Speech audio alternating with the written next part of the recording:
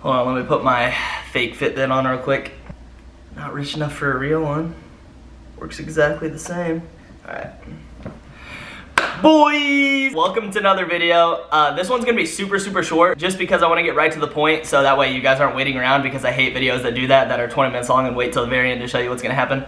So this video is for you guys who are wearing joggers in the summer, wearing any type of sweatpants, jeans, whatever, because you're scared to show off your calves. Everyone wants to have big calves. No, I've never met one person who wants to have small calves. Like, it's just kind of a big insecurity for some people. That being said, I'm trying to turn you away from that type of person to someone who's nice and cheeky and ready to kill the day, wearing your short shorts, happy, confident, doesn't really care what other people think.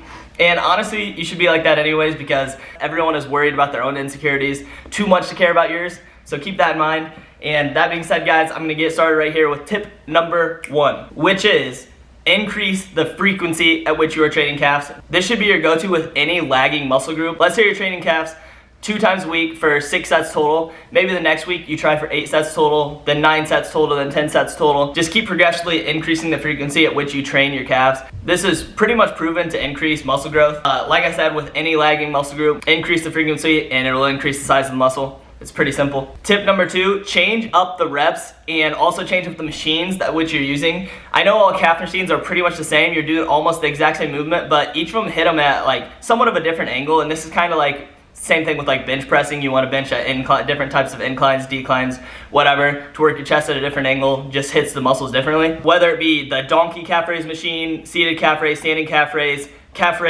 under a barbell, there are just so many different variations that you can do. Just look up calf raise variations on the internet and you'll get just a wide variety of selection, and just choose from those.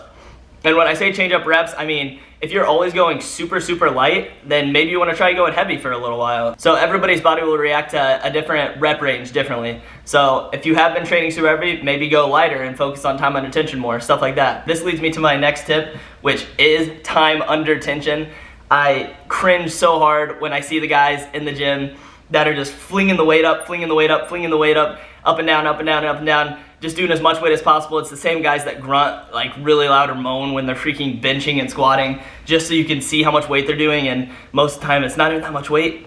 It's not that much weight because their form is horrible, so they just can't progressively overload in general, and it's just really annoying.